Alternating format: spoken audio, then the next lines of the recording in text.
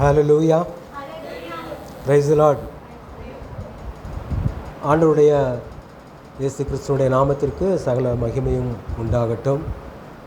இந்த நாளிலே உங்கள் மத்தியிலே ஆண்டவர் என்னையும் ஒரு சாட்சியாக உங்களோடு கூட இந்த சத்தியத்தை பகிர்ந்து கொள்ளும்படியாக சத்தியமூர்த்தி நகர் பகுதியிலே அருமையான பாஸ்டர், எங்களுடைய ஆரம்ப காலத்திலே இந்த பறவை சர்ச்சில் நண்பராக நாங்கள் எல்லோரும் இருந்த அந்த ஒரு நிலையிலே அவரை சந்தித்து இந்த நாளிலே உங்களோடு கூட நிற்பதற்கு அவர் எனக்கு கொடுத்த அந்த வாய்ப்பிற்கு நான் ஆண்டவருக்கு நன்றி சொல்லுகிறேன். இது அவருடைய தீர்மானம். அநேக நாட்கள் வர வேண்டும் என்று சொல்லி யோசித்தது உண்டு. ஆனால் இன்றைக்கு நான் வருவதற்கு ஆண்டவர் எனக்கு அனுகிரகம் பாராட்டியிருக்கிறார். நிச்சயமாக உங்களுக்கும் அது பிரயோஜனமாக இருக்கும் என்று சொல்லி நான் விசுவாசிக்கின்றேன். அவர் நிறைய சொல்லிட்டார் என்னை பற்றி, இந்த பகுதிகளெல்லாம் நிறைய பண்ணோன்னு சொல்லிட்டு. ஆனால் அதற்கெல்லாம் முன்னோடி யாருன்னு சொன்னால் 2 பேரும் நம்ம நினைவுக்கு வரணும். ஒன்று, அந்த சபையில் இருந்த சாம்ராஜ் ஐயா பாஸ்டர், அவர் தான் அநேகரை உற்சாகப்படுத்தி வழி நடத்தினார். அடுத்தது என்னுடைய நண்பராக இருந்தவர் ஜான்சன் என்று சொல்லி, அவர் இப்பொழுது பாம்பேயில் ஊழியராக ஒரு பாஸ்டராக பணியாற்றுகிறார். அவர் தான் எங்களுக்கு முன்னோடின்னு சொன்னால் ஒரு என்ன சொல்கிறது, ஒரு முன் உதாரணம். அவருடைய ஒரு ஆர்வத்தை பின்பற்றி நாங்களும் என்ன செய்தோம், பல ஊழியங்களை செய்தோம். நிறைய இடங்களில் சண்டே ஸ்கூல் நடத்தினார். அதிலெல்லாம் நான் கிட்டாரை தூக்கிட்டு போயிட்டு பாட்டு பாடி பிள்ளைங்களுக்கு அதெல்லாம் செய்வோம். தனித்தாள் ஊழியங்களுக்கு ட்ராக்ஸ் கொடுப்போம். இதே சத்தியமூர்த்தி நகர், நான் அவர் சொன்ன மாதிரி கள்ளிக்குடி, அந்த பகுதிகளெல்லாம் பாடல்கள் பாடி கிட்டார் வாசிச்சிருக்கிறோம். வெட்டகுமாரன் கதைகள் அதெல்லாம் கூட அங்கே நாங்கள் நடிச்சிருக்கிறோம். ஒரு சுவிசேஷ ஊழியம் செய்யும்படியாக, அது எந்த வருஷம்னு நினைக்கிறேன், 82, 81, 82 அந்த வருடங்களில் நாங்கள்லாம் இங்கே வந்திருக்கிறோம். அதற்கு பிறகு நாங்கள் எல்லோரும், அவரும் நானும் இன்னும் மற்ற நண்பர்கள் எல்லாம் முதல் முறையாக அந்த பறவை சர்ச்சில் நாங்கள் கம்யூனியன் எடுத்தோம். பிஷப் வந்தாங்க, எங்களுக்கு கம்யூனியன் கொடுத்தாங்க. அதெல்லாம் பழைய நினைவுகள். ஆனால் இத்தனை வருடங்களுக்கு அப்புறம் அவரை ஊழியராக நான் வேலூரில் அவரை சந்திச்சிருக்கிறேன். சில நேரங்களில் ஃபோனில் பேசினது உண்டு. ஆனால் இப்பொழுது மறுபடியுமாக அந்த நட்பும் அந்த அன்பும் அது புதுப்பிக்கப்பட்டிருக்கிறது. அது ஆண்டவருடைய சித்தம். இந்த நாளிலே உங்களோடு கூட செய்தியை பகிர்ந்து கொள்வதற்கு முன்பதாக எனக்கு பிடித்த ஒரு பாடலை நான் பாட விரும்புகிறேன். நம்ம எல்லோருக்குமே ஒரு ஆண்டவர் உண்டு. அவர் தான் இயேசு கிறிஸ்து. அவர் எங்கே இருக்கிறார் என்று சொல்லும்போது, அவர் உயிர் தெழுந்து பரலோகத்துக்கு போயிட்டார் அப்படின்னு சொல்லுவோம், பரலோகத்தில் இருக்கிறார்னு சொல்லுவோம்.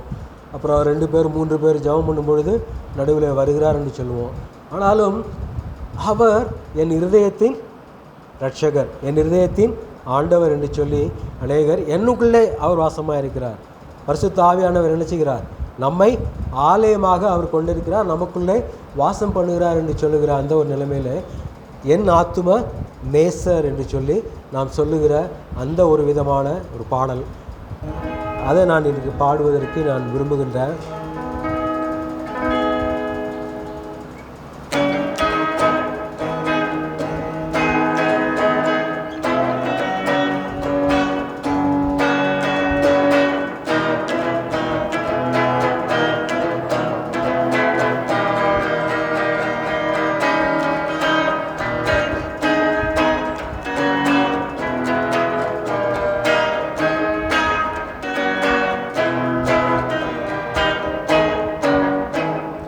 நெஞ்சமே துதி பாடிடு உந்தன் ஆத்தும நேசரை,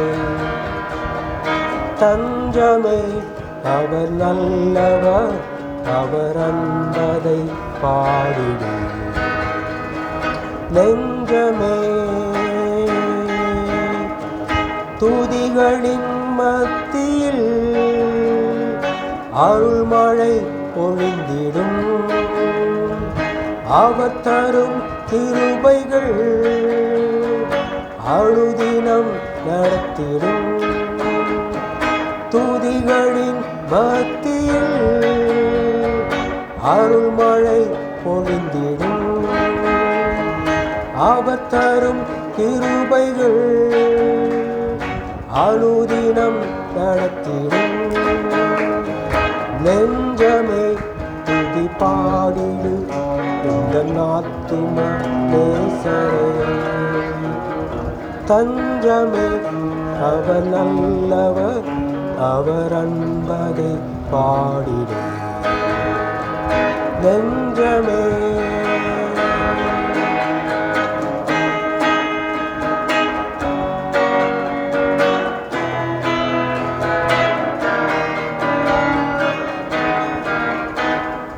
வியாதிகள் நீக்கினார், சாபத்தை போக்கினார், பிராணனை அழிவுக்கு விலக்கியே மீட்டிட்டார். வியாதிகள் நீக்கினார், சாபத்தை போக்கினார், பிராணனை அழிவுக்கு விலக்கியே மீட்டிட்டார். நெஞ்சமே துதி பாடிடு உங்கள் ஆத்தும நேசரே.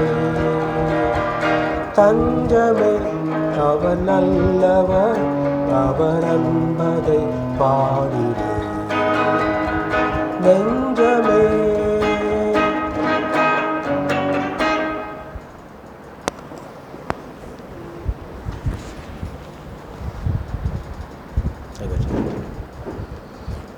அந்த பேக் மேலே வச்சு பிரைஸ் தி லார்ட். நம்ம ஆத்தும நேசராகிய இயேசு கிறிஸ்து நம்மை அவர் நேசிக்கிறார். வெளிப்படுத்தல் 3:20 வாசிக்கிறோம். ஏதோ வாசற்படியிலே நின்று தட்டுகிறேன், ஒருவன் என் சத்தத்தை கேட்டு கதவை திறந்தால் அவனிடத்தில் நான் பிரவேசித்து அவனோட போஜனம் பண்ணுவான், அவனும் என்னோட போஜனம் பண்ணுவான். அப்போது நம்முடைய இருதய கதவை திறந்து கொடுத்து ஆண்டவரே என்னிடத்தில் வாரும் என்று சொல்லும் பொழுது அவர் வருகிறார், நம்மோடு கூட வாசம் பண்ணுகிறார், நம்மோடு கூட ஐக்கியம் உள்ளவராக இருக்கிறார், நாம் அவரோடு கூட ஐக்கியம் உள்ளவராக நாம் வாழ்ந்து கொண்டிருக்கிறோம். இதுதான் கிறிஸ்தவ வாழ்க்கை. கிறிஸ்துவும் அவனும், கிறிஸ்துவும் அவளும். அந்த கிறிஸ்துவை சொந்த இரட்சகராக ஏற்றுக்கொள்ளும் பொழுது மட்டுமே நாம் என்ன செய்கிறோம்? உண்மையிலே கிறிஸ்தவர்களாக நாம் இந்த உலகத்திலே அறியப்படுகிறோம். கிறிஸ்தவ குடும்பத்தினாலே பிறந்ததினால கிறிஸ்தவன் என்று சொல்லலாம். ஆனாலும் அதற்கு மேலான அனுபவம் என்ன என்று சொன்னால், கிறிஸ்துவை இரட்சகராக ஏற்றுக்கொண்டது, கிறிஸ்துவோடு கூட வாழுகின்ற வாழ்க்கை தான் கிறிஸ்தவ வாழ்க்கை. அதுதான் கிறிஸ்தவன்.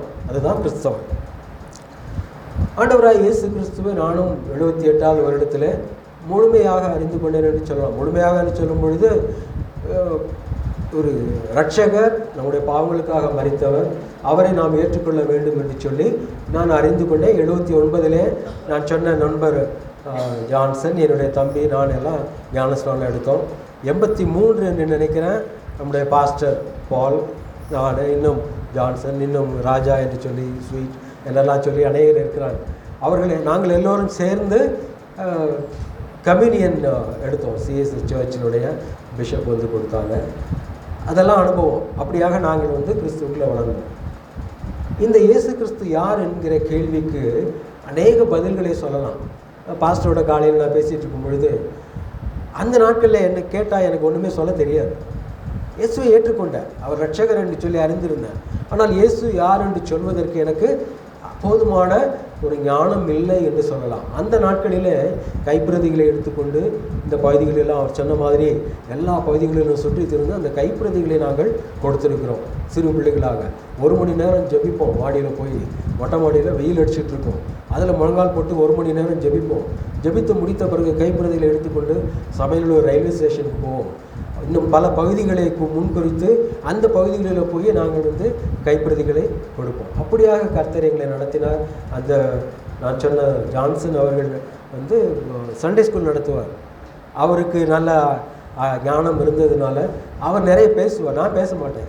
மேபி ஒரு பாட்டு பாடுவேன், ஒரு கிட்டாரை வாசிப்பேன், அவரோடு கூட துணையாக நிற்பேனே தவிர பெரிய அளவில் ஒரு கதை சொல்வதற்கு கூட எனக்கு தெரியாது. அந்த விதமாக தான் நான் அந்த நாட்டில் இருந்தேன். ஆனால் ஊழியங்களை நாங்கள் செய்தோம். அதற்குரிய பிரதிபலன்களை ஆண்டவர் அநேக இடங்களிலே அவர் காண்பித்திருக்கிறார். 83, 82 அந்த நாட்களில் ஊழியத்திற்கு அர்ப்பணித்தேன். 87 முழு நேர ஊழியத்திற்கு என்று சொல்லி என்னுடைய எம்ஏ படிப்பை இங்கே முடித்துவிட்டு முழு நேர ஊழியத்திற்கு என்று சொல்லி பெங்களூர் சென்றோம். அதற்கு பிறகு பல இடங்களிலும் ஊழியங்களை செய்து வருகிறேன். வட இந்தியாவில் கொஞ்சம் நாட்கள் இருந்தேன். ஆண்டவர் அந்த நிறுவனத்தில் என்னை பல விதங்களிலே அவர் பயன்படுத்தினார். 2015 அதை விட்டு வெளியே வந்து இப்பொழுது தனிமையாக நானும் என் மனைவியும் குடும்பமாக தனியாக இருந்து மற்ற சபைகளோடு மற்ற ஊழியர்களோடு இணைந்து பல விதங்களிலும் ஊழியங்களை செய்து வருகிறோம். ஆண்டவர் நடத்துகிற அந்த பாதை அது அதிசயமானது. அது அவருக்கே மகிமையை கொண்டு வரக்கூடியது. எல்லா இடங்களிலும் கிறிஸ்துவை அறிவிக்க வேண்டும், கிறிஸ்துவை மற்றவர்கள் அறிந்து கொள்ள வேண்டும் என்கிற வாஞ்சையிலேயே நாங்கள் சென்று ஊழியர்களை செய்கிறோம். சபைக்கு வரும்பொழுது உங்களுடைய விசுவாசம் இன்னுமாய் அது வர்த்திக்கப்பட வேண்டும், அதில் நீங்கள் இன்னுமாய் நிலைநிற்க வேண்டும் என்பது எங்களுடைய ஜெபமாக இருக்கிறது. இயேசு யார் என்று சொல்லும் பொழுது அவருடைய பிறப்பு, அவருடைய போதனைகள், அவர் செய்த அற்புதங்கள், அவருடைய பாடு மரணங்கள், அவருடைய உயிர்த்தெழுதல், அவர் பரலோகத்திற்கு சென்றது எல்லாமே அவரை ஒரு தேவகுமாரனாக நமக்காக வந்த இரட்சகராக அது என்ன செய்கிறது, நிலைநிறுத்துகிறது. அவரை போல இந்த உலகத்திலே அவதரித்தவர் எவருமே இல்லை, அவரை போல வாழ்ந்தவர் எவருமே இல்லை. இயேசு கிறிஸ்துவை குறித்து சொல்லும் பொழுது இதுதான் என்னுடைய செய்தியுடைய சாராம்சம். அவர் நன்மை செய்கிறவராக சுற்றி திரிந்தார். எப்படி இருந்தார்? நன்மை செய்கிறவராக சுற்றி திரிந்தார். நன்மை செய்கிறவராக அவர் சுற்றி திரிந்த போது அவருக்கு கிடைத்த பிரதிபலன் என்ன அப்படிங்கிறத தான் நம்ம இன்றைக்கி பார்க்க போகிறோம். நாமும் சுற்றி திரிகிறோம், பல காரியங்கள், பல வேலைகள். ஆனால் இயேசு கிறிஸ்து சுற்றி திரிந்தது நன்மை செய்கிறவராக, இந்த உலக மக்களை கட்டுண்டவர்களை விடுதலையாக்கினவராக அநேக அற்புதங்களை செய்தார், போதனைகளை கொடுத்தார். இது எல்லாமே அவர் தெய்வீக அந்த தன்மையை வெளிப்படுத்துகிறதாக இது காணப்பட்டது. இன்னும் அவர் வருவார், 1000 வருட அரசாட்சி, ஒரு பெரிய ஒரு ஜட்ஜ்மெண்டெல்லாம் இருக்குது இல்லையா, நியாய தீர்ப்பு இருக்குது, புதிய வானம் புதிய பூமி, இதெல்லாம் நம்ம ஒரு விசுவாசத்தில் நம்ம எதிர்பார்த்து நம்ம காத்திருக்கிறோம். அதனால தான் அந்த கிறிஸ்தவ வாழ்க்கையை அவருக்கு பிரியமான ஒரு நிலைமையில நாம் வாழ்ந்து கொண்டு இருக்கிறோம். இந்த இயேசு நன்மை செய்கிறவராய் சுற்றி திரிந்த பொழுது அவர் செய்த நன்மைகளில் ஒன்று யோவான் 11ஆம் அதிகாரம் 43-44 வசனங்களிலும் நம்ம வாசிக்கின்றோம்.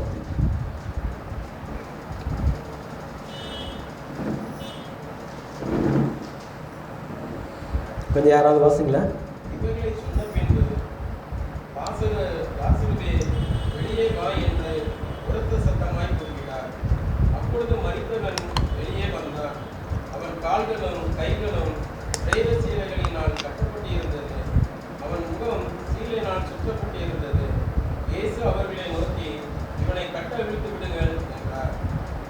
இயேசு கிறிஸ்து செய்ததான ஒரு அற்புதம் என்ன? லாசருவே வெளியே வா என்று சொல்லி அவனை அழைத்தார். அவன் கல்லறையில் வைக்கப்பட்டான், 4 நாட்கள் ஆயிற்று, அவன் சரீரம் அழுகி நாரும் என்று சொல்லி அவனுடைய சகோதரிகள் சொல்லுகிற அந்த நேரத்தில் இயேசு கிறிஸ்து அங்கே வந்து அவனை அழைக்கிறார். அவன் அழைத்த அழைப்பிற்கு லாசரு எழுந்து அந்த சிலைகள் எல்லாம் கட்டப்பட்ட நிலைமையில் அப்படியே அந்த பிரேத எப்படி அவர் பேக் பண்ணாங்களோ அதே ஒரு நிலைமையில் அவன் நினைச்சுக்கிறான், எழுந்து வெளியே வருகிறான். அப்போது மரித்தவனை உயிரோடு கூட எழுப்பினது இயேசு கிறிஸ்து செய்த ஒரு நன்மை. அந்த நன்மையை கண்டு அநேகர் விசுவாசித்தார்கள் என்று சொல்லி தொடர்ந்து வரக்கூடிய வசனங்களிலே நாம் வாசிக்கின்றோம். வேதத்தில் இன்னொரு இடத்துல நாம் வாசிக்கின்றோம், கண்டு விசுவாசிக்கிறவர்களை விட காணாமல் விசுவாசிக்கிறவர்கள் பாக்கியவான்கள். நாம் கண்டு விசுவாசிக்கிறோமா, காணாமல் விசுவாசிக்கிறோமா? காணாமல் விசுவாசிக்கிறோம். அநேக காரியங்களை நாம் காணவில்லை, ஆனாலும் நாம் விசுவாசிக்கின்றோம். கண்டு விசுவாசிக்கிறவர்களை விட காணாமல் விசுவாசிக்கிறவர்கள் பாக்கியவான்கள். விசுவாசம் என்பது என்னது?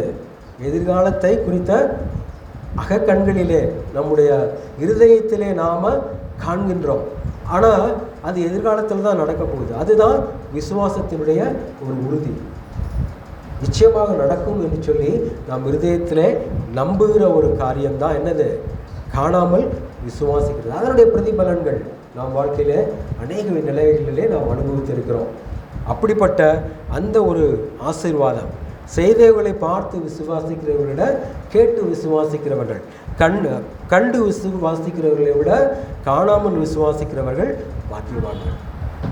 இந்த கல்லறை என்று சொல்லும் பொழுது அநேக கல்லறைகள் உண்டு.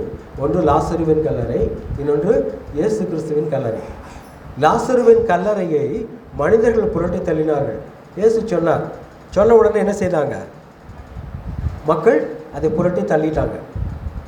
அவர் சொன்ன வார்த்தைக்கு கீழ்ப்படிந்தாங்க. இன்னொரு காரியம் என்ன அப்படின்னா, ஒரு பெரிய எதிர்பார்ப்பு. இயேசு கிறிஸ்து வந்துட்டார், இயேசு இங்கே இருக்கிறார், அவர் என்ன செய்ய போகிறார்? ஏதோ செய்ய போகிறார். அதனால தான் என்ன செய்கிறார்? கல்லை புரட்டி தள்ளுங்கன்னு சொல்கிறார். அப்போ ஒரு எதிர்பார்ப்போடு கூட இந்த மக்கள் என்ன செய்கிறாங்க? அந்த கல்லை புரட்டி தள்ளி இருக்கிறார்கள் சொல்லி நான் நினைக்கிறேன். அதை தான் இயேசு கிறிஸ்து இங்கே நிறைவேற்றினார். ஒரு மகிமையான காரியத்தை செய்தார். என்ன செய்தார்? மரித்தவனை உயிரோடு கூட எழுப்பினார் என்று சொல்லி நம்ம பார்க்கின்றோம். இயேசு கிறிஸ்துடைய கல்லறை குறித்து நம்ம பார்க்கும் பொழுது அங்கே அந்த ஸ்திரீகள் என்ன செய்தாங்க?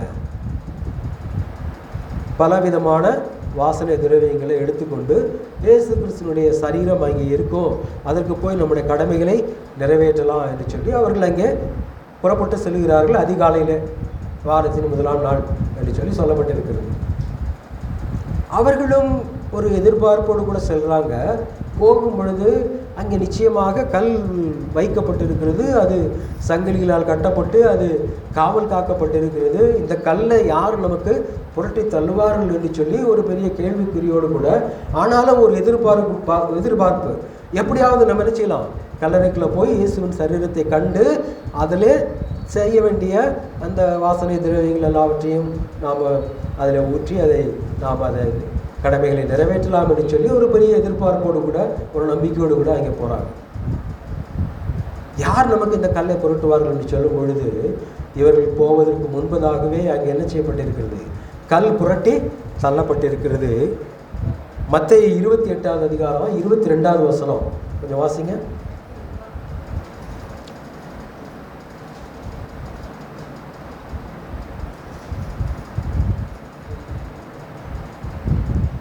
இருபத்தி 22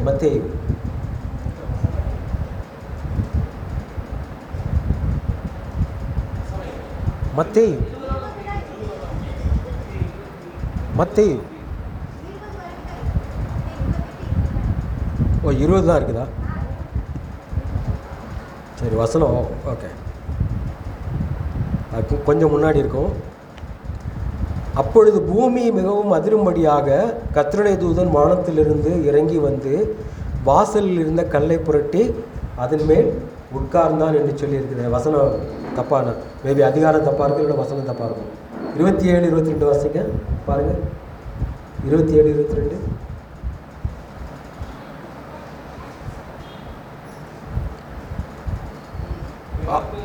இல்லை, அப்போ அது இல்லை. இதுதான் வசனம். அப்பொழுது பூமி மிகவும் அதிரும்படியாக கர்த்தருடைய தூதன் வானத்திலிருந்து இறங்கி வந்து வாசலில் இருந்த கல்லை புரட்டி தள்ளி அதன் மேல் உட்கார்ந்தான் என்று சொல்லி அது எழுதப்பட்டிருக்கிறது. அப்போது இயேசு கிறிஸ்து 28 2வது வசனமா? வாசிங்க.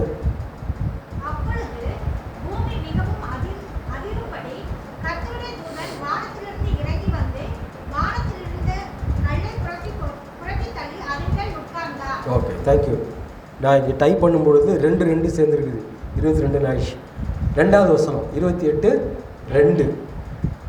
அப்போ கர்த்தருடைய தூதன் கர்த்தரால் அனுப்பப்பட்டு இந்த மக்களுக்காக என்ன செய்கிறார்? அவர் கல்லை புரட்டி தள்ளி இருக்கின்றார். நம்முடைய வாழ்க்கையில் கூட யார் நமக்காக இதை செய்வார்கள் என்று சொல்லும் பொழுது ஆண்டவர் என்ன செய்கிறார்? தம்முடைய தூதர்களை அனுப்புகின்றார். அவருடைய வல்லமை நமக்காக செயல்படுகிறது. அந்த கல் அங்கே புரட்டி தள்ளப்படுகிறது. எத்தனையோ விதமான காரியங்கள் நமக்கு இந்த கல்லை போல காணப்படலாம்.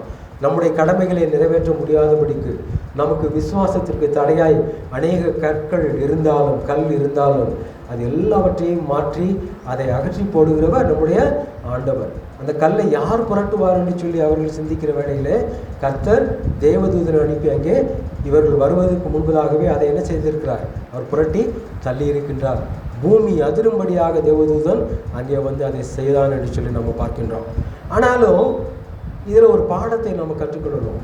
கடந்து வந்த இந்த மக்கள், இந்த பெண்கள், இந்த ஸ்திரீகள் எதற்காக அங்கே வந்தாங்க?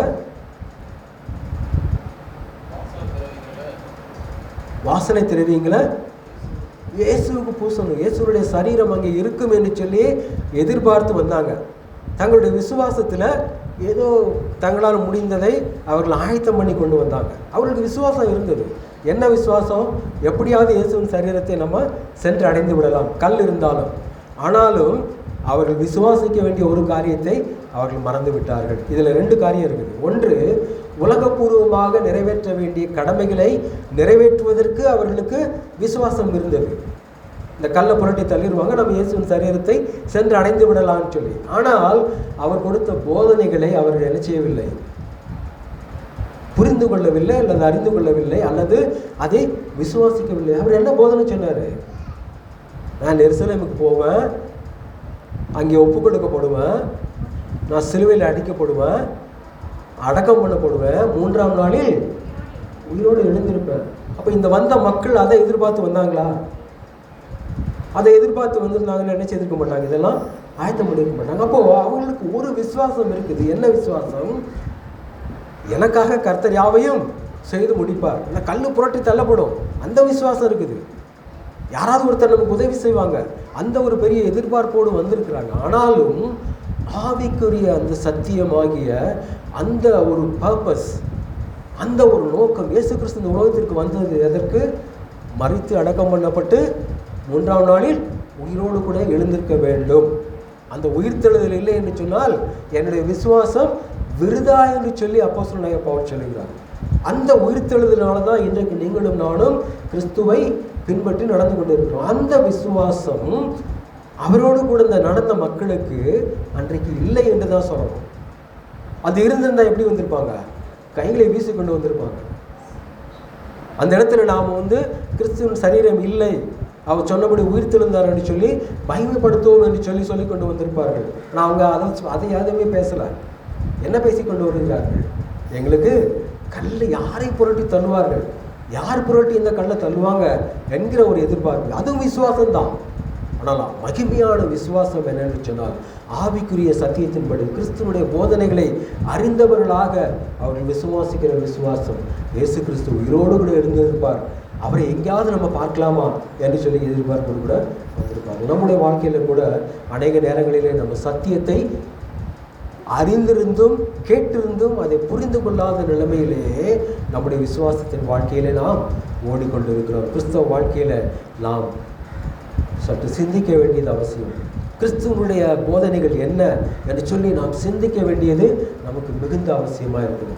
இயேசு கிறிஸ்துவை அறிந்தது மட்டுமல்ல, அவருடைய போதனைகளுடைய ஆழங்களை நாம் அமர்ந்திருந்து நாம் அதை சிந்தித்து நாம் செயல்பட வேண்டியது அவசியமாக இருக்கிறார்கள். இப்போ 2 கல் சொன்னேன். ஒன்று லாசருனுடைய கல், 2வது இயேசு கிறிஸ்துவனுடைய கல். இன்னைக்கு 3வது ஒரு புரட்டு நடக்குது. அது எந்த கல்லும் கிடையாது. ஆனால் என்ன புரட்டுறாங்க அப்படின்னா, இன்னைக்கு உலக மக்கள் இயேசு கிறிஸ்து ஒருவர் இல்லவே இல்லை, அவர் இப்படி ஒருத்தர் பறக்கலை அப்படிங்கிறாங்க, ஒருத்தர் மறிக்கவே இல்லை அப்படின்னு சொல்கிறாங்க, இன்னொருத்தர் என்ன சொல்கிறாங்க, அவர் உயிரோடு கூட எழுந்திருக்கவே இல்லை அப்படிங்கிறாங்க. அவருடைய சீஷர்கள் அவருடைய உடம்பை தூக்கி போயிட்டாங்க, பாடியை தூக்கிட்டு போய் ஒழிச்சு வச்சுட்டாங்க. இவங்கெல்லாம் சேர்ந்து அதை ஒரு உயிர்த்தெழுந்த மாதிரி ஒரு நாடகம் ஆடிட்டாங்க. அப்படி என்று சொன்னால் அந்த சீஷர்கள் ஏன் தங்களுடைய உயிரை மாய்த்து கொள்வதற்கு தங்களை ஒப்புக் கொடுக்க வேண்டும்? பேதுருவை சொல்லும் பொழுது சொல்கிறாங்க, இயேசு கிறிஸ்துவை நேராக சிலுவையில் அடித்தார்கள், நான் அப்படி நேராக அடிக்கப்படுவதற்கு பாத்திரன் அல்ல, என்னை தலைகீழா அடிங்க என்று சொன்னாங்க. ஏன் அப்படியெல்லாம் அவர்கள் பாடுபடணும்? இவர்கள் உண்மையாகவே அப்படி அந்த சரீரத்தை எடுத்து ஒழித்து வைத்து ஒரு கிறிஸ்தவத்தை அவர்கள் உருவாக்கி இருக்கிறார்கள் என்று சொன்னால் தங்களுடைய உயிரையே மாய்த்து கொள்ள அவர்கள் ஒப்பு கொடுக்க மாட்டார்கள். தாங்கள் வாழ்வதற்கு ஒரு வாழ்வாதாரமாக இயேசுவின் பெயரை அவர்கள் அங்கே எடுத்திருந்தால் இந்த ஒரு காரியத்தை செய்வதற்கு அந்த சீஷர்கள் முன்வர மாட்டார்கள். ஆக இயேசு கிறிஸ்து உயிரோடு கூட எழுந்தார், அதற்கு நாங்கள் சாட்சிகள் என்று சொல்லி யோவான் அவர் எழுதுகிறார். நாங்கள் என் கண்களினாலே கண்டதும் எங்கள் கைகளினாலே தொட்டு பார்த்ததும் ஆதி முதல் நாங்கள் கேட்டதுமான அந்த ஜீவ வார்த்தையை குறித்து நாங்கள் என்ன செய்கிறோம், பேசுகிறோம். அவரை நாங்கள் தொட்டு பார்த்தோம். அவர் ஜீவனுள்ள தேவன், அவர் தான் இந்த உலகத்தினுடைய ஜீவாதிபதி என்று சொல்லி சாட்சி கொடுக்கிற அந்த சீஷர்களுடைய சாட்சி அது மெய்யான சாட்சி. நாமும் இன்றைக்கு அந்த கிறிஸ்துவை விசுவாசிக்கிறவர்களாக அவரை குறித்து மற்றவர்களுக்கு சொல்லுகிறவர்களாக நம்ம ஜீவிதத்தில் நாம் அவரை வெளிப்படுத்துகிறவர்களாக நாம் காணப்படுவோம். அநேக நேரத்தில் குறைகள் உண்டு. நாம் நினச்சிட்டு இருக்கிறோம் நம்ம விசுவாசிக்கிறோம், நமக்கு ஒரு நம்பிக்கை இருக்குதுன்னு சொல்லி. ஆனாலும் ஆவிக்குரிய சத்தத்தின்படியாக நம்மை உட்படுத்திக் கொள்ள வேண்டியது அவசியமாக இருக்கிறது. அநேக காரியங்கள் பேச வேண்டியிருக்கு. ஆனாலும் ஒரே ஒரு காரியத்தை சொல்லி முடிக்கிறேன். இயேசு கிறிஸ்து நன்மை செய்கிறவராய் சுற்றி திரிந்தார். அவருக்கு கிடைத்த பலன் என்ன தெரியுமா? ஆலோசனை சங்கம் கூடி அதே அதிகாரத்தில் யோவான் 11ஆவது அதிகாரத்தில் தொடர்ந்து நீங்கள் வாசித்து பார்த்தீங்கன்னா தெரியும். ஆலோசனை சங்கம் கூடி இருக்குது. அதில் ஒரு ஒரு பரிசேயர், ஆசாரியரும் பரிசேயரும் ஆலோசனை சங்கங்களை கூடி வந்திருக்கும் பொழுது அதில் ஒருத்தர் சொல்லுகிறார், இயேசு கிறிஸ்து இப்படியே செய்துட்டு இருந்தானா உயிரோடு கூட எழுப்பியிருக்கிறார் லாசருவை. அநேக மக்கள் என்ன செய்வாங்க, இவர் பேரில் விசுவாசம் வைப்பார்கள். அநேக மக்கள் இவர் பேரில் விசுவாசம் வைத்துட்டு இவரை பின்பற்ற ஆரம்பிச்சிட்டாங்கன்னா ரோமர் என்ன செய்வாங்க, இங்கே வந்து நம்முடைய ஸ்தானத்தை நம்ம விட்டு நீக்கி போடுவாங்க, நம்முடைய மக்களை அவர்கள் கொண்டு போடுவார்கள். அதனால என்ன செய்யலாம், இந்த இயேசு கிறிஸ்துவை நம்ம சிலுவையில் அடிப்பதற்கு நம்ம ஒப்புப்படுத்தி விடலாம். எல்லா மக்களும் மரிப்பதற்கு பதிலாக இயேசு கிறிஸ்து மரிப்பது நமக்கு நலமாய் இருக்கும் என்று சொல்லி அங்கே இருக்கிற அந்த ஆசாரியர்கள் ஒருவர் சொல்லுகிறார். அவர் சொன்னது தீர்க்க தரிசனம் என்று சொல்லி சொல்லப்பட்டிருக்கிறது. ஆனால் அவர் எங்கே இருக்கிறார்? அவர் சொன்ன அந்த தீர்க்கதரிசி எங்கே இருக்கிறார்? இயேசு கிறிஸ்துவுக்கு எதிரான ஒரு கூட்டத்தில் இருக்கிறார். இன்றைக்கு அநேகர் தீர்க்க தரிசனங்களை நம்பி ஓடிக்கொண்டிருக்கிறோம். ஆனால் எல்லா தீர்க்க தரிசிகளும் இயேசுவின் சார்ந்து இருக்கிறார்களா என்று சொல்லி நாம் சிந்திக்க வேண்டியது அவசியமாக இருக்கிறது. இவர் இயேசுவுக்கு எதிரான கூட்டத்தில் இருக்கிறவர் தீர்க்க தரிசனமாக சொல்லுவார், எல்லா மனிதருக்காகவும் ஒருவர் மரித்தால் நலமாக இருக்கும். அது எதுக்கு சொல்கிறாங்க? இவருடைய ஸ்தானம், அந்த பொசிஷன், அதை தக்க வச்சுக்கணும். அதுக்காக இயேசு கிறிஸ்துவ என்ன செய்யலாம், சிலுவையில் அடிச்சிடலாம். அவர் செய்த நன்மை என்ன? லாசருவை உயிரோடு கூட எழுப்பினது. அங்கே வசனம் சொல்லுகிறது 52, 53 நினைக்கிறேன். அது முதல் அவரை கொலை செய்யும்படி வகை தேடினார்கள். என்ன அவர் செய்த நன்மை? இயேசு கிறிஸ்து லாசருவை உயிரோடு கூட எழுப்பினார். எவ்வளோ பெரிய ஒரு மகிமையான காரியம், எவ்வளோ பெரிய ஆச்சரியமான காரியம். அதற்கு அவருக்கு கிடைத்த பிரதிபலன் என்ன? அவரை கொலை செய்யும்படி அந்த தலைவர்கள் எல்லாம் அவர்கள் அங்கே ஆலோசனை செய்து கடைசியில் சிலுவையிலும் ஒப்பு கொடுத்தார்கள். அநேக நேரங்களில் நீங்கள் சிந்திக்கலாம், நான் நன்மை செய்கிறேன், ஆனால் எனக்கு கிடைக்கிறது பாடுகளாக இருக்குது. அதுதான் கிறிஸ்தவம். கிறிஸ்துவுக்கே அதான் கிடைச்சது. பச்சை மரத்துக்கு இந்த பாடு என்று சொன்னால் பட்ட மரத்திற்கு என்ன பாடு? நீங்கள் நன்மை செய்யல சோர்ந்து போகாதீர்கள். நன்மை செய்கிறவர்களாக நாம் சுற்றி தருவோம். நமக்கு பிரதிபலன் கிடைக்காது. கிடைச்சாலும் கிடைக்காட்டினாலும் நாம் என்ன செய்யணும்? நன்மைகளை செய்ய வேண்டும். அதுதான் கிறிஸ்துவனுடைய முன்மாதிரி. அதற்கு உங்களுக்கு பிரதிபலனாய் இந்த உலகத்தில் கிடைக்க போகிறது என்ன? பாடுகள். அதை எதிர்கொள்ள நாம் நம்மை நாமே பலப்படுத்திக் கொள்ள வேண்டும். எது நிமித்தமாக கிறிஸ்துவை சிலுவையிலே அடித்தார்கள்? அவர் செய்த நன்மை நிமித்தமாக. அதுதான் அங்கே வேதத்தில் யோவான் 16ஆம் அதிகாரத்தில் எழுதப்பட்டிருக்கு. நன்மை செய்கிறது நாம் சோர்ந்து போக வேண்டாம். நன்மை செய்கிறவர்களாக நாம் சுற்றி திருவோம். நன்மை செய்கிறதுனாலே அநேக பாடுகள் நிச்சயமாய் நமக்கு கிடைக்கும். இந்த உலகத்திலே அநேக மக்கள் நமக்கு எதிரிகளாக உண்டு. அருமையான அம்மா சாட்சி சொல்லும்போது சொன்னாங்க, அநேகர் என்னை நிந்தித்தார்கள். அப்படி தான் இருக்கும். நாம் கிறிஸ்துவை பின்பற்றும் பொழுது காரணம் இல்லாமல் என்னை பகைக்கிறவர்கள் அநேகராக இருக்கிறார்கள் சொல்லி சங்கீதத்தில் நம்ம வாசிக்கிறதே போல எந்த ஒரு காரணமே இருக்காது. நம்மை பகைக்கிற ஒரு கூட்டம் உண்டு. நீங்கள் கிறிஸ்தவர்களாக இருந்தால், நீங்கள் கிறிஸ்தவர்களாக இருப்பதற்காகவே உங்களை பகைக்கிற ஒரு கூட்டம் மக்கள் உண்டு. அது சொந்தமாக இருக்கலாம், உங்களுக்கும் அவங்களுக்கும் சம்மந்தமே இல்லாமல் இருக்கலாம். ஆனால் உங்களை பகையாளியாக அவங்க நினைப்பாங்க, பகையாளியாக நடத்துவாங்க. உங்களுக்கு பலவிதமான தீமைகளை அவர்கள் செய்வார்கள். இதுதான் கிறிஸ்தவம். சிலர் சொல்லுவாங்க கிறிஸ்துவை ஏற்றுக்கொண்டு அவங்களுக்கு எல்லாமே கச்சிடும். இல்லை, பாடுகளும் உண்டு. அதையும் நம்ம மறந்து போகக்கூடாது. அந்த பாடுகளின் மத்தியிலே கடந்து செல்லுவோம். ஒரு மகிமையான நம்பிக்கை நமக்கு உண்டு, மகிமையான ஆசீர்வாதங்கள் உண்டு. இந்த உலகத்தினுடைய ஆசீர்வாதங்களை மட்டும் நம்ம நினச்சிட்டு இருக்கக்கூடாது. மகிமையிலே அவர் நினைச்சே போகிறார், நமக்கு உண்டான பிரதிபலன்களை அவர் தரப்போகிறார். அதை நினைத்தவர்களாக நாம் கிறிஸ்துவை பின்பற்றுவோம், அவருடைய அடிசுவடுகளை பின்பற்றுவோம், அவருடைய வேத வசனங்களை தியானிப்போம். கிறிஸ்தவ வாழ்க்கையினுடைய வெற்றியின் ரகசியம் என்னன்னு சொன்னால் ஜபம், வேத வாசிப்பு. அந்த வேதத்தை வாசித்து அதை அறிந்து கொண்டு புரிந்து கொண்டு செய்திகளை கேட்டு அதனுடைய உள் அர்த்தங்கள் சாராம்சம் என்ன என்பதை அறிந்து ஏற்றுக்கொண்டு அதை தியானித்து அதன்படி நடந்து மேன்மை அடைவது. அதுதான் கிறிஸ்தவத்தினுடைய ஒரு பெரிய ஒரு ஆசீர்வாதம். செய்திகளை கேட்கிறவர்களாய் மாத்திரமல்ல, திருவசனத்தை கேட்கிறவர்களாய் மாத்திரமல்ல, அதன்படி செய்கிறவர்களாய் நாம் வசனத்தை கை கொள்ள வேண்டும். அதுதான் கிறிஸ்துவனுடைய எதிர்பார்ப்பு. இந்த வசனத்தை நான் சொல்லுகிறவர்களை கேட்டு இதன்படி செய்கிறவனை நான் எதோடு கூட ஒப்பிடுவேன்? செய்கிறவன் கண்மலையினில் கட்டப்பட்ட வீட்டை போல் இருப்பான். அப்போது ஆண்டவர் அதை தான் எதிர்பார்க்கிறார். அந்த ஒரு நிலையிலே நாம் வசனங்களை அறிந்தவர்களாக, கிறிஸ்துவை அறிந்தவர்களாக, ஆவியானவர் நம்மோடு கூட பேசுகிற காரியங்களை புரிந்து கொண்டவர்களாக, கிறிஸ்து நடத்துகிற பாதையிலே நாம் நடந்து செல்லும் பொழுது நிச்சயமாக கண்மலையின் மேல் கட்டப்பட்ட வீடாக நாம் நிச்சயமாக நிலை நிற்போம். எவ்வளவு பாடுகள் வந்தாலும் சரி, மழை பெய்தாலும் காற்றடித்தாலும் புயல் வீசினாலும் அந்த வீடு நிலைத்திருக்கும் என்பதை போல நாமும் நிலைத்திருப்போம். கிறிஸ்துவுக்குள்ளாய் நாம் நிலைத்திருப்போம். ஆக உங்களுக்கு நீங்கள் நன்மை செய்கிறவங்களாக இருக்கும் பொழுது என்ன உங்களுக்கு உண்டு? அதுக்குண்டான பிரதிபலன்களை யார் தரப்போகிறது என்று சொன்னால் நம்முடைய ஆண்டவர் தரப்போகிறார். ஆனால் அந்த உலகத்தில் அநேக பாடுகள் நமக்கு உண்டு என்பதை மறந்து போகக்கூடாது. அந்த ஆசாரியன் சொன்னால் அநேக மக்களுக்காக ஒருவன் மரித்தால் நலமாக இருக்கும். அவன் சொன்ன நோக்கம் வேற. அந்த நோக்கம் என்ன? அவருடைய ஸ்தானத்தை, பொசிஷனை தக்க வச்சுக்கிடணும், அதுக்காக. ஆனால் இயேசு கிறிஸ்து அதற்காக தான் மரித்தார். அந்த ஒருவர் மரித்தது நிமித்தமாக இந்த உலகத்தில் உள்ள எல்லா மக்களுக்கும் என்ன உண்டானது? ரட்சிப்பு உண்டானது.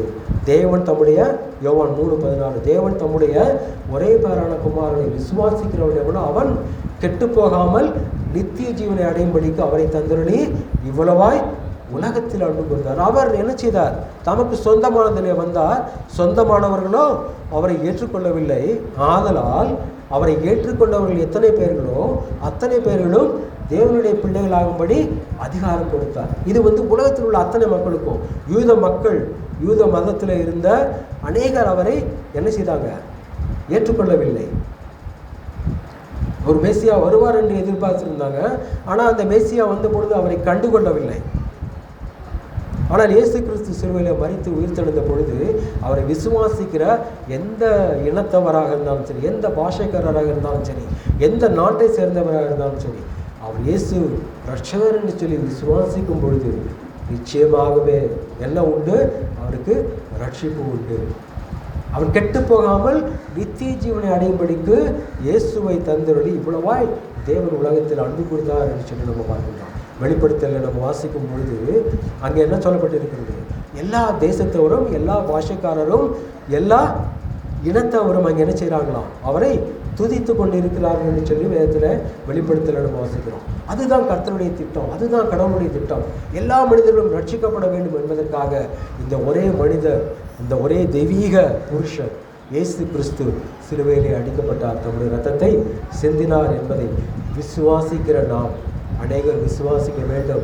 அறியாமை நீங்கி அவர்களும் கிறிஸ்துவை ஏற்றுக்கொள்ள வேண்டும் என்று சொல்லி தொடர்ந்து ஜெபிப்போம்.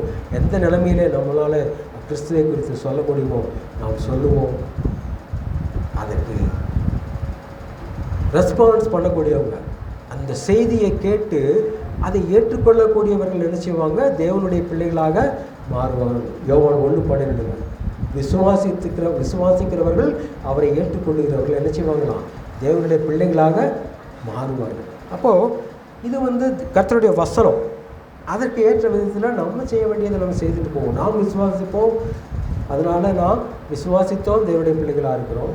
அநேகர் விசுவாசிக்கும்படியாக நாம் கிறிஸ்துவை குறித்து பேசுவோம், நம்முடைய வாழ்வின் சாட்சிகளை எடுத்துரைப்போம். ஏற்றுக்கொள்ளுகிறவர்கள், விசுவாசிக்கிறவர்கள் தேவ பிள்ளைகள் ஆவார்கள். அவர்கள் என்ன செய்வாங்க? பரலோக ராஜ்யத்திற்கு நிச்சயமாய் வருவதற்குண்டான ஒரு வழிகள், வாய்ப்புகள் அவர்களுக்கு உண்டு. இதுதான் என்னுடைய செய்தி. வேறு ஒன்றும் பெருசாக ஒன்றும் இல்லை. நீங்கள் நன்மை இயேசுவை போல நன்மை செய்கிறவர்களாய் சுற்றி திரிங்க. உங்களுக்கு பாடுகள் உண்டு, ஆனால் மகிமையான ஆசீர்வாதங்களும் இருக்கிறது. கல் புரட்டி தள்ளப்பட்டது தேவதூதனால. நம்முடைய வாழ்க்கையில் இருக்கிற அநேக கற்கள் என்ன செய்யப்படும்? நிச்சயமாய் புரட்டி தள்ளப்படும். அந்த ஸ்திரீகள் ஒரு விசுவாசம் இருந்தது உலக சம்பந்தப்பட்டதுக்கான காரியங்களுக்கு. ஆனால் மகிமையான ஒரு விசுவாசம் என்னென்னு சொன்னால், வேத வசனத்தின் ஆழங்களை அறிந்தவர்களை நாம் விசுவாசிக்கும் பொழுது பரலோக ராஜ்யத்தை குறித்த சிந்தனையுடையவர்களாக ஒரு வெளிப்படுத்தலோடு கூட நாம் இன்னும் விசுவாசத்திலே உறுதிப்பட முடியும். கிறிஸ்துவின் போதனைகளை கேட்டு அதன்படி செய்கிறவர்களாய் நாம் கண்மலைகள் மேல் கட்டப்பட்டவர்களால் நாம் வாழ்வோம். கர்த்தர் நம் ஒவ்வொருவரையும் ஆசீர்வதிப்பாராக, எடுத்து மகிமையாய் நம்ம எடுத்து பயன்படுத்துவாராக. ஹல்லேலூயா. இயேசுவே, அவருடைய நாமத்திற்கு சகல துதியும் மகிமையும் உண்டாகட்டும். ஆமென்.